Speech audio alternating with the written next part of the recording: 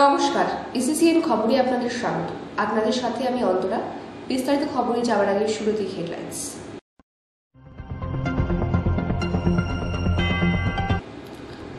মেলায় বসবে নজর মিনার, জলপেশ মেলার নিরাপত্তায় পরিবর্তন।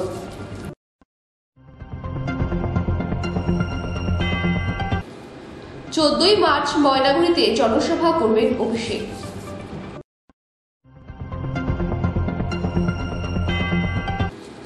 মাথাভাঙ্গা মহকুমার রেল উপভোক্তা দাবি আদায় কমিটির পক্ষ থেকে বৃহস্পতিবার বেলা 12টা নাগাদ মাথাভাঙ্গা রেল স্টেশনে স্টেশন ম্যানেজারকে 6 দফা দাবিতে স্মারকলিপি প্রদান। আসছে বিস্তারিত খবরে। মেলায় বসবে নজর মিনার, জলপেশ মেলার নিরাপত্তায় পরিবর্তন। উত্তরবঙ্গের সর্ববৃহৎ শৈব তীর্থ জলপেশ মেলাকে কেন্দ্র নিরাপত্তার বিষয়টিতে বেশ পরিবর্তন করা হয়েছে। এবছর মেলায় বসছে 3টি নজর মিনার, যেখানে সবসময় থাকবেন পুলিশ কর্মীরা। পুরো মেলাকে দেখা যাবে এই 3 নজর মিনার থেকে। এছাড়াও মেলায় বসানো হয়েছে সিসিটিভি ক্যামেরা, থাকছে পুলিশ, সিভিক এবং সাদা পোশাকের পুলিশ, এমনটাই জানিয়েছেন ময়নাগুড়ি থানার আইসি সুবল ঘোষ। আগামীকাল শুক্রবার থেকে শুরু হচ্ছে ঐতিহ্যবাহী জলপেশ মন্দিরে মেলা। জেলা পরিষদের পক্ষ থেকে আয়োজিত এই মেলা চলবে 10 দিন ব্যাপী। সেই কারণে নিরাপত্তার বিষয়টি অনেকটা আঁটোসাঁটো করা হয়েছে বলে জানা গেছে। ইসিসিএন খবর দিনহাটা। 14ই মার্চ ময়নাগুড়িতে জনসভা করবেন অভিষেক। খুঁটি পুজোর মধ্য দিয়ে মঞ্চ বাঁধার কাজ শুরু হলো বৃহস্পতিবার। এদিন ময়নাগুড়ি ব্লক নেতৃত্বের উপস্থিতিতে এই খুঁটি পুজোর আয়োজন করা হয়। এর মধ্য দিয়ে মঞ্চ বাঁধার কাজ শুরু হয়ে যায়। উল্লেখ্য, লোকসভা নির্বাচনের নির্ঘণ্ট প্রকাশিত হয়নি, আর তার আগেই জোরকদমে প্রস্তুতি শুরু করে দিয়েছেন বিভিন্ন রাজনৈতিক দলগুলি। আর রাজ্যের শাসক দল অর্থাৎ তৃণমূল কংগ্রেসের পক্ষ থেকেও শুরু হয়েছে প্রস্তুতি। প্রথম নির্বাচনী প্রচারে জলপাইগুড়িতে আসবেন সর্বভারতীয় তৃণমূল কংগ্রেসের সাধারণ সম্পাদক অভিষেক বন্দ্যোপাধ্যায়। জলপাইগুড়ি জেলার ময়নাগুড়ি ইন্দিরা মোড় সংলগ্ন টাউন ক্লাবের মাঠে হবে এই সভা। আর তার আগে মঞ্চ বাঁধার কাজ খুঁটি পুজোর মধ্য দিয়ে খুঁটি পুঁতে শুরু করা হলো। কি করলেন এখানে? আজকে মূলত আমাদের আগামী 14ই মার্চ 2024-এর যে লোকসভা নির্বাচন, সেই লোকসভা নির্বাচনের সারা রাজ্যব্যাপী প্রচার শুরু করবেন আমাদের এবারের লোকসভা নির্বাচনের সেনাপতি, সর্বভারতীয় তৃণমূল কংগ্রেসের সাধারণ সম্পাদক এবং সাংসদ শ্রী অভিষেক ব্যানার্জি মহাশয়। তিনি 14 তারিখের যে সভা করবেন, তারই যে এই মাঠের মধ্যে, এই মাঠের যে প্যান্ডেল, সেই প্যান্ডেলেরই আমরা খুঁটি পূজা যেটাকে বলে, মূলত শুভ আজকের দিন একটা আছে, সেই শুভ দিনক্ষণ দেখে আমরা আজকে এই মাঠে একটা খুঁটি পুজো করলাম, যাতে এই যে প্রস্তুতি সভা, এই সভাটা সুন্দরভাবে সুশৃঙ্খলভাবে শেষ করা যায়, সেই জন্যই আজকে এই ইসিসিএন খবর দিনহাটা। মাথাভাঙ্গা মহকুমার রেল উপভোক্তা দাবি আদায় কমিটির পক্ষ থেকে বৃহস্পতিবার বেলা 12টা নাগাদ মাথাভাঙ্গা রেল স্টেশনে স্টেশন ম্যানেজারকে 6 দফা দাবিতে স্মারকলিপি প্রদান।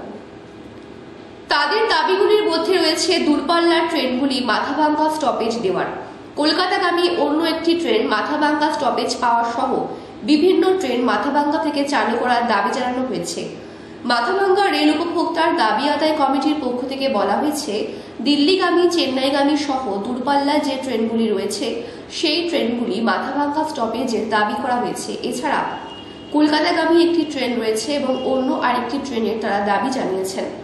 তারা বলেন, যেহেতু মাথাভাঙ্গা একটি সীমান্ত এলাকা, এখানে বহু মানুষ বিভিন্ন জায়গায় কাজ করতে যায়। এই সব ট্রেন মাথাভাঙ্গা স্টেশনে স্টপেজ হলে তারা উপকৃত হবে। রেল দপ্তরের পক্ষ থেকে জানানো হয়েছে, বিষয়টি তারা ডিআরএম-কে জানাবেন। ইসিসিএন খবর দিনহাটা। এবার সন্দেশখালী পরিস্থিতি নিয়ে উদ্বেগ প্রকাশ করলেন ত্রিপুরার মুখ্যমন্ত্রী মানিক সাহা।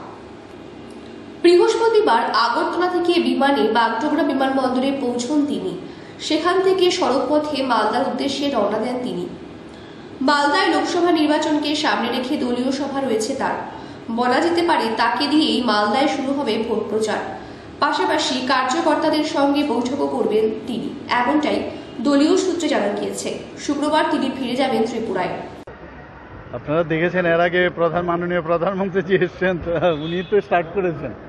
আমি এসছি এখানে আসলে আমাদের মালদাতে আমার যারা ভারতীয় জনতা পার্টির মানে যারা কার্যকর্তারা আছেন ওনাদের সাথে একটু কথাবার্তা বলবো, আর একটা সাংগঠনিক প্রোগ্রাম নিয়ে এসেছি। তো আমি আশা করি আগামী দিন মাননীয় প্রধানমন্ত্রী যে গ্যারান্টির কথা বলেন, আর গ্যারান্টিরও গ্যারান্টি দিন, তো সেই বিষয়ে মানে উনার যে চিন্তাভাবনা সেইগুলোই আমরা যারা কার্যকর্তা আছে ওদের সাথে বসে কথা বলবো। আপনি একটা প্রতিবেশী রাজ্যের মুখ্যমন্ত্রী, বাংলা শাসন ব্যবস্থা নিয়ে কি বলবেন? না কি বলবো, আপনারা তো সবাই জানেন সন্দেশখালী থেকে শুরু করে সব জায়গায় বিগত কয়েক বছর ধরে যা হচ্ছে সেটা তো বাঞ্ছনীয় নয়। তো সেই বিষয়গুলো তো আমরা সবাই জানে। কেন রাজ্য ফেল করছে আমার? না সেটা তো উনি বলতে পারবেন কেন ফেল করছে, আমি তো বলতে পারবো না। যারা রাজ্য চালাচ্ছেন ওনারাই বলতে পারবেন। ইসিসিএন খবর দিনহাটা। বাড়ি থেকে চুরি যাওয়া লোহার সামগ্রী উদ্ধার করে 3 জনকে গ্রেফতার করল নিউ জলপাইগুড়ি থানার পুলিশ। জানা গেছে গত বুধবার ফুলবাড়ি 1 নম্বর অঞ্চলের পোড়াঝাড় এলাকা একটি বাড়ি থেকে লোহার গ্রিল সহ লোহার সামগ্রী চুরি যায়। ঘটনার পরে নিউ জলপাইগুড়ি থানায় লিখিত অভিযোগ দায়ের হয়। এরপর পুলিশ অভিযোগের ভিত্তিতে তদন্তে নেমে কাওয়াখালী এলাকায় একটি বাড়িতে অভিযান চালায়। সেখানে 3 যুবক সহ চুরি যাওয়া লোহার সামগ্রী উদ্ধার করে। রনি মজুমদার, অঙ্কুর দাস, নিখিল সাহাকে গ্রেফতার করে। এরা প্রত্যেকেই মাটিকাড়া এলাকার বাসিন্দা। বৃহস্পতিবার ধৃত 3 যুবককে জলপাইগুড়ি আদালতে পাঠানো হয়। ইসিসিএন খবর দিনহাটা। দিদার সঙ্গে প্রেমের সুযোগ নিয়ে নাতনিকে ধর্ষণ করল দিদার প্রেমিক। দিদার প্রেমিক দাদু দীর্ঘদিন ধরে দিদার সাথে থাকতো বাড়িতে, আর দিদার কাছে ঘুমতো নাতনি। আর সেই সুযোগকে কাজে লাগিয়ে দিদার প্রেমিক ওই দাদু নাকি নাতনিকে লাগাতার ধর্ষণ করে আসছিল। বিষয়টি 2 মাস ধরে চললেও জানাজানি হয় বুধবার। জানা গিয়েছে শিলিগুড়ির নিউ জলপাইগুড়ি থানার ডিএস কলোনির এক বিধবা মহিলা স্বামীর মৃত্যুর পর স্থানীয় ধরণীকান্ত রায়ের প্রেমে পড়েন। দুজনেই বয়সী প্রায় 60 বছর। বিগত 2 মাস যাবৎ ওই দাদু আর দিদা অর্থাৎ প্রেমিক প্রেমিকা একসাথেই থাকতেন ডিএস কলোনির বাড়িতে। পরিবারের সবার সাথে দিদার প্রেমিক ধরণীকান্ত রায়ের সুসম্পর্ক গড়ে উঠেছিল।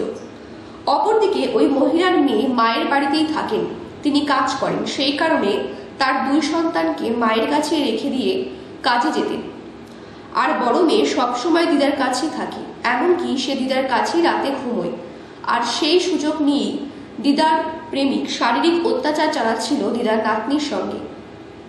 সবই ঠিকঠাক চলছিল। গত রবিবার মেয়েকে দেখে মায়ের একটু অন্যরকম লাগলে তাকে জিজ্ঞাসাবাদ শুরু করে নাতনির মা। এতেই বেরিয়ে আসে সব ঘটনার তথ্য। কাঁদতে কাঁদতে সে জানায় বিগত 2 মাস যাবৎ দিদার প্রেমিক লালসার শিকার সে। এরপরই গোটা বিষয়টি নিয়ে নাতনি নিউ জলপাইগুড়ি থানায় লিখিত অভিযোগ দায়ের করেন অভিযুক্ত ধরণীকান্ত রায় অর্থাৎ সেই দিদার প্রেমিক দাদুর বিরুদ্ধে।